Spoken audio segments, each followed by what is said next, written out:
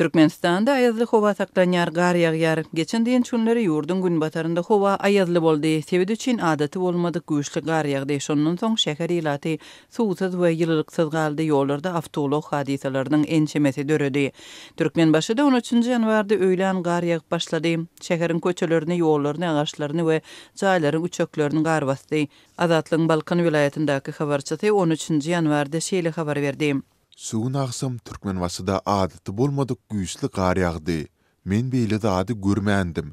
Indi saat 23:00-da hem gar durmaýar. Çaklamalara görä garyň ýene bir gün dowam etjegi aýdylýar. Termometr -2, -4 gradus görkezýär. Garın köp ýagmagy şäherde köçe ýol hereketini bökdedi. Akşam saat 8-de şäheriň köçelerinde awtologlaryň hereketi tasdygy durup galdy. Doňoklyk we daglyk ýerlerdäki ýollaryň gurulşy ulag sürmegi kynlaşdyrdy. Polisiýanyň maglumatlaryna görä şäherde onlarça awariýa bolupdyr. Anonimlik şertinde gürleşen ýol polisiýa işgärleriniň sözlerine görä 13-nji ýanwarda Türkmenbaşyda 30-dan gowrak ýol hadisasy hasaba alınıpdyr. Olaryň 8 sanasy döwlet taksileriniň gatnaşmagynda awariýalardan biri Mahdumguly we Şagadam köçeleriniň çatyrygynda bolup, onuň netijesinde bir adam helak bolupdyr. Türkmenbaşydaky ýol hadisalary barada resmi habar bolmady. Yerli häkimetler we döwletiň gözegçiligindäki habar beriş serişdeleri adatda aksiýaly ýol hadisalary we beýleki problemalar barada habar bermediler. Bu aralykda şäherde suw üçinçiligi, ýyladyş we elektrik togy bilen baglanşykly problemalar hem döredi. Habarçynyň sözlerine görä 14-nji ýanwardan 15-nji ýanwara geçen gece howanyň temperaturasy käbir ýerlerde -10 çenli peselipdir. Köp öýlerde turwalar doňup suw üçinçiligi kesilipdir. 15-nji ýanwarda gündüz ýaşaýyş jaýlarynda agyz suwy dolulugyna kesilipdir. Şäheriň dürli ýerlerinde elektrik togy hem öçüpdir. Şäheriň gaz üçinçilik ulgamynda awariýa döräpdir. 14-nji ýanwarda ir saat 5 töweregi Balkanabatdan Türkmenbaşy şäherine barýan gaz liniýasynda awariýa boldy. Netijede Türkmenbaşyda 20 saatdan gowrak wagtlap gaz üçinçiligi bolmady. Yerli ýaşaýjylar öýlerini elektrik enjamlary bilen gyldyrmaga mejbur boldular. Tiz wagtdan elektrik ulgamyna agrym düşüp, tok bilen baglanşykly problemalar hem başlandy. Elektrik togy 5 saatlap berilmedi. Dip Azatlyň habarçysy aýdýar. Adatdan daşary sowuk howa ýaşaýyş jaýlarda we jemaat hyzmatlary pudagynda çözülmän galan meseleleri ýene bir gezek güýçlendirdi. Energiýa serişdelerini ekspert edýän Türkmenistan daşary ýurtlara satýan gaz we elektrik energiýasynyň möçberini ýene-de artdyrmak niýetini eglan edýär. Emma ýurdun ilaty ýaşaýyş üçin esasy şertleri bilen öpçün edilmeýär. Ýyllar boýy gyşda ýylylyksyz, tomusda bolsa suwsuz galýar. Mundan öň Türkmenbaşyda awariýa netijesinde 3-nji ýanwarda onlarça köp gatly ýaşaýyş jaý sowukda uzak wagtlap suwsuz we ýyladyşsyz galypdy. Bu aralykda ilata berilýän jemaat hyzmatlarynyň aşy peshiline we suw elektrik we gaz bilen üçinçiligiň ýygyderlik kesilmegine garamazdan bu hyzmatlaryň bahasy gitdigiçe ýokarlanýar we ilatdan tölek ýygnamagyň usullary has berkleşýär. Azatlyň habarçylarynyň sözlerine görä häzirki wagtda paýtagtyň käbir sebetlerinde ýaşaýjylardan geçen ýylyň suw üçinçiligi üçin tölek 2024-nji ýylyň ýanwar aýynda güýje giren täze nyrkdan talap edilýär. Suwuň bahasy ýylyň başynda 2 ýokarlandy. Lagym suwlar üçin hyzmatyň bahasy bolsa 6 esse artdy. Yerli ýaşaýjylar bu arada suw edarasyna tölek geçirmäge baranlarynda bilip galýarlar. Şol birakdyň özünde de hatda edaranyň jaýynda da suwuň bahasynyň ýokarlananlygy barada ýazmaça bildiriş göze ilmeýär. Lebap vilayetinde häkimetler Türkmenabat Mara awtobanynyň gurulşygyny badalga bermäge taýýarlanýarlar. Sebitde güýçli depkinde arasaçylyk işleri geçirilýär. Büdjet işgärleri awtobanyň uguruny zibilden arasalamak işlerine çekilýärler. Jemaat gullugynyň işgärleri köçeleri elleri bilen arasalaýarlar. Resmi media bu taýýarlyklar we onuň sebäpleri barada habar bermeýär. Ýöne Azatlyk radiosynyň habarçylary bu çäreleriň halk maslahatynyň başlygynyň sebäti etmegine garaşylýan sapary bilen baglanşyklydygyny aýdýarlar. Bu aralykda Gurbanguly Berdimuhammedowyň Mary vilayetine eden saparyndan soň telekeçileriň we büdjet işgärleriniň hasabyna baş meçitde sadaka berildi. Türkmenabat Mary awtobanynyň takminan 50-nji kilometrine çen aralygyna işleriň 75 götürümi tamamlandy.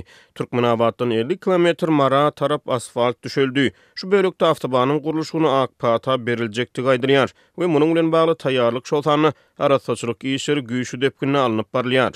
Dip Lewapdaki habarçymyz 16 ýanwarda gurrun berdi. Bu ýerdäki arassaçylyk işleri esasan Türkmenabadyň edara kärhanalarynyň işgärleri tarapyndan amal edilýär. Olar Mary Türkmenabad awtobanynyň iki tarapyndan ýürep geçip, sürüjüler tarapyndan zyňlan baklaşkalary, kagydlary we beýleki zibilleri elleri bilen toplap alýarlar. Bu işlere gatnaşmakdan boyun gaçyranlara adatdaky syýaly işden kowulmak haýwata atylýar diýip Lewaply büdjet işgäri anonim şertde gurrun berdi. Mundan başga da awtobanyň ugrundaky jaýlaryň, öýleriň we haýatlaryň ählisi ak hek bilen boýalýar. Arassaçylyk gullugynyň işgärleri ışıklandyrış çyrarlarynyň sütünlerini ýörüte tehnika münüp elleri esili ýuýarlar diýip ýagdaýlardan habarly Türkmenabadly ýaşaýjy gurrun berdi. Giňgerimli arassaçylyk işleri Türkmenabadda hem geçirilýär. Hususan da şäheriň aeroportundan gaýdýan 8 kilometre çenli uzap gidýän asfalt ýol we onuň ugrundaky arçalar ýürüteleşdirilen awtologlar we tehnikalar bilen ýuwulýar. Sebitde oktýabryň 2-nji 10 günlüginden ýanwaryň 16-syna çenli aralykda öňkü ýyllar bilen deňeşdirilene onu götürüm hem ýagyş ýagmady. Ýöne todonly howa her 2 günde bir gedek diýen ýaly wagtal gaýtaranyp durdy. Todonly howa we ýerler şäherdäki bar arçalary çägede gumdan dolu örtdi. Häzir bu arçalar we asfalt ýollar uly çelekli suw batyş pompalary bolan ýörüte ulaglar bilen ýuwulýar. Arassaçylyk işgärleri olardan ýere gaçan çöp çalamy we asfaltda galan suw elleri bilen süpürüp şotkolap aýrýarlar. Dip habarçymyz aýtdy. Bu taýýarlyklar we onuň sebäpleri barada yerli häkimetler ýa-da resmi media tarapyndan hiç ýyly maglumat berilmeýär. Azatlyk bu barada yerli häkimetlerden kommentari hem alyp bilmedi. Ýöne habarçylarymyz büdjet işgärlerine we kanun goraýjy edaralardaky çeşmelerine salgylanyp, bu çäreleriň halk maslahatynyň başlygy Gurbanoğlu Berdimuhammedowyň sebite etmegine garaşylýan sapary bilen baglanyşyklydygyny aýdýarlar. Gurbanoğlu Berdimuhammedowyň 20-nji 25-nji ýanwar aralygynda Lewapy iş saparyny amala asyrmagyna garaşylýar. Onuň bu saparynyň çäginde Türkmenabad Mary awtobanynyň gurulşygyna badylgy berjektigi aýdylýar. Dip kanun goraýjy edaradaky çeşmemiz anonim şertde aýtdy. Häkimetler we resmi medeniýet ýurt ýolbaşçylarynyň velaýatlary edýän saparlar barada öňünden habar bermeýärler. Şol sebäpli saparyň amala aşjakdygy ýa-da aşmajakdygy soňky pursada çenli nämälim bolup galýar. Prezident Volodymyr Zelenski 16-njy ýanwarda Şwetsariýanyň Davos gyşky kurort şäherçesine NATO-nyň başlygy Jens Stoltenberg bilen geçiren gepleşiklerini Ukrainanyň howa gorunuş kuwatyny güýçlendirmekdäki zerurlyklaryny maslahat etdi. Kiýew 2-nji ýyl dönümine golaýlayan giňerimli Rus çoduşyny ýyda ferpikdirmek üçin dowamly halkary goldawynyň berilmegini isleýär. Ukraina ýylyň başyndan bäri adaty bolmadyk gerimle alınıp barlan Rus howa zarbalaryna sebäpkär boldy. Bu zarbalar oktar we tehnika ýaşlyklara adalyp barýan Ukrainanyň howa gorunuşyny agyr basşasyna goýdy. Men baş sekretary Russiýanyň soňky agyr howa zarbalary barada habar berdim we Ukrainanyň howa gorunuşyny mundan beýlekde güýçlendirmegiň zerurdygyny nutadym. Biz beýleki gorunmak zerurlyklary barada hem gepleşdik diýip Zelenski öň Twitter diýilip tanalan X ulgamyna ýazdy. Zelenski öýdüniň Stoltenberg bilen iýul aýynda Washingtonda geçiriljek möhüm NATO sammitine görülýän taýýarlyklary ara alyp maslahatlaşanyny aýdyp sözüniň üstüne ýetirdi. Men Ukrainanyň ýaranlygy agdalygyny golaý getirjek kararlara garaşýanlygyny nutadym diýip Zelenski ýazdy. Öňkü ýyllaryň Davos ýygnanşyklaryna video aragatnaşyk arkaly söz söylen Zelenski Şwetsariýanyň gyşky kurort şäherçesine geçirilýän bütün dünýä iqtisady forumuna günüň 2-nji ýarymyna çykyş eder. Zelenskiň çykyşynyň öň ýany Ýewropa Komissiýasynyň başlygy Ursula von der Leyen Davos'a gatnaşyjylara ýüzlenip Ukraina uruşda üstün çykyp biler. Ýöne biz olaryň garşylygyny berkitmegi dowam etdirmeli diýdi. Ukrainalılar 2024-nji ýylda we ondan soňky döwürde öňünden çaklap boljak maliýeleşdirmeleri mätäç. Ukrainany gorumak üçin hem de özleriniň hukugy bolan territoriýany ýygyna gaýtaryp almak üçin olary ýeterlik hem de dowamly ýarag üpçünçüligi zerur bolup durýar diýip ol sözüniň üstüne ýetirdi. Ukraina lideri käbir Ýewropa paýtahtlaryna we Kiýewiň esasy ýarany bolan Birleşen Ştatlardaky uruş ýadawlygynyň arasyna özüniň uruşdan ejir çekýän ýurduna goldaw sorap, soňky wagtlarda birnäçe daşary ýurt saparlaryny amala aşyrdy. Ukrainanyň gorunmak we ykdysat durnuklugyny güýçlendirmek maksady bilen Zelenskiň Davosda başga da birnäçe dünýä liderleri bilen duşuk geçirmek meýilleşdirilýär. Şeýle-de onuň Ýewropa Birleşiginiň wekilleri bilen hem de uly biznesleriň liderleri bilen gepleşikleri geçirmegine garaşlýar.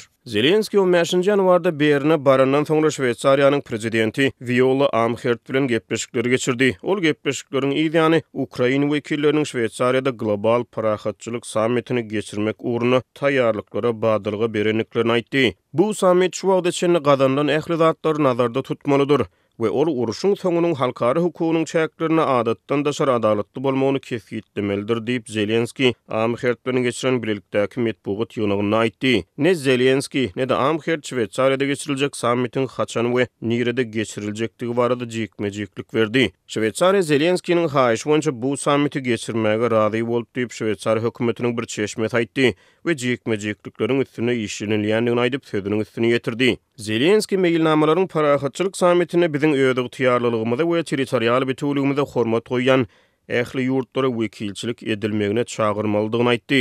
Tutuş dünýäniň Russiýanyň agresiýasyna garşydygyny we tutuş dünýäniň adalatly parahatçylyk isleýänligini görkezmek möhümdir diýip ol aýtdy.